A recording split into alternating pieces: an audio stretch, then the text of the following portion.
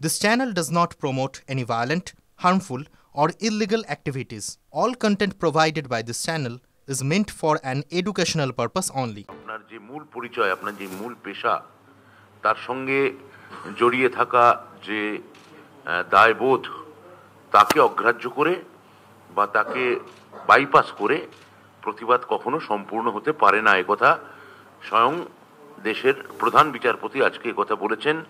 দিনে দুবার ব্যবহার করো স্টপেজ ক্রিম আর নিজেকে রাখো এভারগ্রিন কেয়াশেক আরোমা থেরাপি স্টপেজ ক্রিম আর খুঁজে পাও নতুন আমিকে।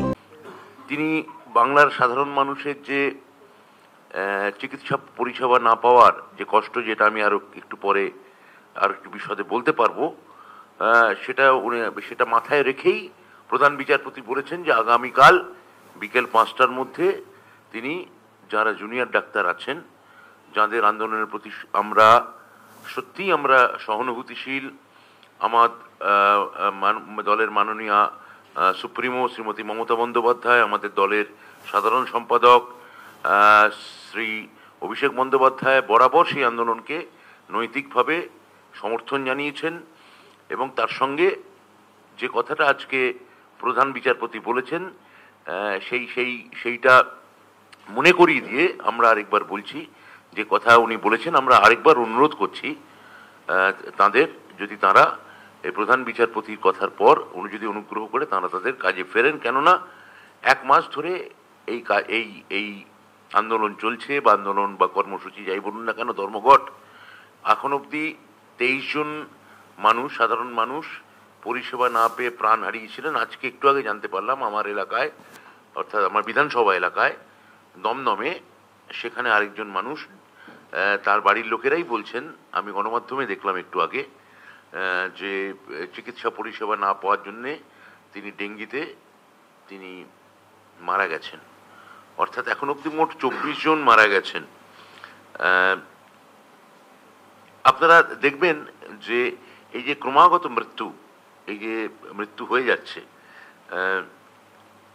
তার কারণ হচ্ছে যে চিকিৎসা পরিষেবা না পাওয়াটা ঠিকঠাকভাবে, তার একটা অন্যতম তো বড় ফ্যাক্টর বটেই। আমাদের সাধারণ সম্পাদক অভিষেক বন্দ্যোপাধ্যায় গত 6 তারিখে এই নিয়ে একটা টুইট করেন, যেখানে তিনি বলেছিলেন যে তিনি এই প্রত্যেক দিন এই কর্মবিরতির কারণে যে পরিমাণে প্রাণহানি হচ্ছে সেদিকে তিনি দৃষ্টি আকর্ষণ করে বলেছিলেন যে এটা মৌলিক দায়িত্বের মধ্যে পড়ে। মানবতার যে দাবি, তার বিরুদ্ধে মৌলিক কর্তব্য যেটা পালন করা মানবতার পক্ষে, সেটা তার বিরুদ্ধে যাচ্ছে। আপনারা দেখবেন যে অভিষেক বন্দ্যোপাধ্যায়ের এই টুইট নিয়ে সেই সময় বেশ কিছু বিপক্ষ রাজনৈতিক দল সেইটা নিয়ে জলঘোলা করার চেষ্টা করেছিল, বাধা জানিয়েছিল। কিন্তু যে কথা অভিষেক বন্দ্যোপাধ্যায় বলেছিলেন আজকে প্রধান বিচারপতি, প্রায় সেই কথাই বলেছিলেন যে আন্দোলন, প্রতিবাদ সবই হতে পারে, কিন্তু তা দায়িত্বকে সরিয়ে রেখে নয়। ফলে সুপ্রিম কোর্টের আজকের রায় বা আজকের বক্তব্য, যে ভার্ডিক্ট উনি দিয়েছেন, ওনারা দিয়েছেন, সেটা থেকে বোঝা যাচ্ছে যে এই টুইটটা একেবারে যথাযথ এবং সঙ্গত ছিল। এরপর আমি আরো কিছু কথা বলবো।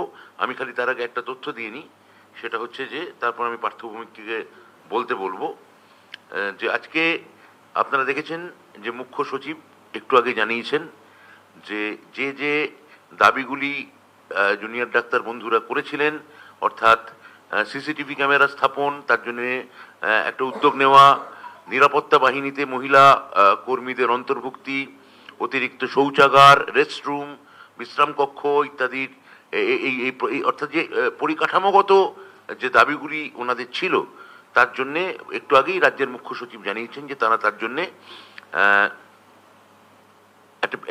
একটা বড় একটা বিস্তৃত একটা স্ট্যাটাস রিপোর্ট দাখিল করছে, এবং এগুলো প্রত্যেকটা এটা তৈরি করা হবে এবং তার জন্য সরকারি তহবিল থেকে তার জন্য অর্থ মঞ্জুর করা হবে। সিআইএসএফ থাকার ব্যবস্থা নিয়ে আজকে মুখ্যমন্ত্রী ডিটেলে বলেছে, আমি আর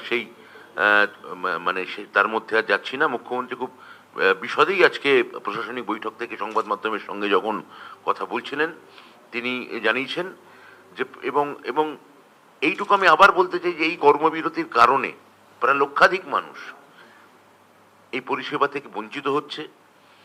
প্রায় 6.5 লাখ সার্জারি, অস্ত্রোপচার, খুব গুরুত্বপূর্ণ অস্ত্রোপচার, যেটা মানুষের যেটা না হলে মানুষের জীবন সংশয়ে পড়তে পারে।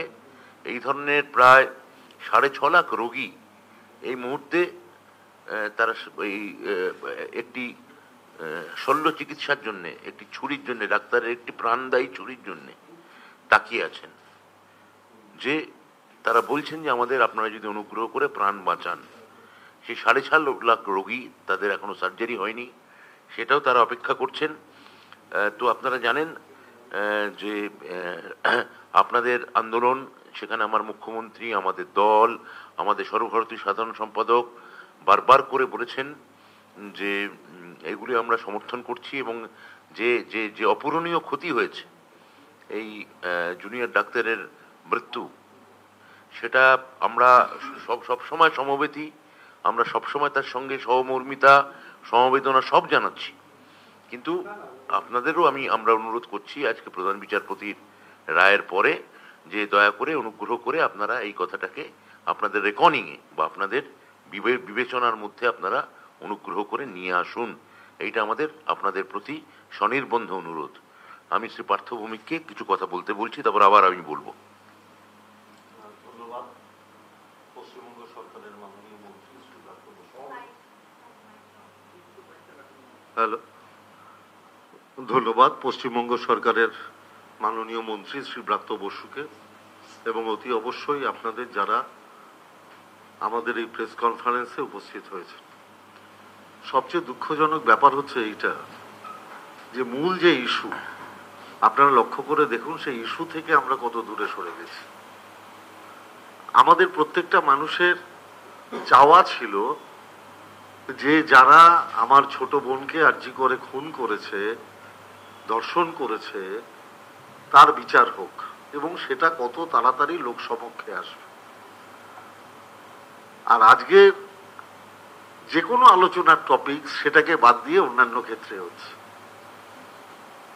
27 দিন চলে গেল, সিবিআই এর হাতে তদন্ত। 648 ঘন্টা কেটে গেল, সিবিআই এর হাতে তদন্ত।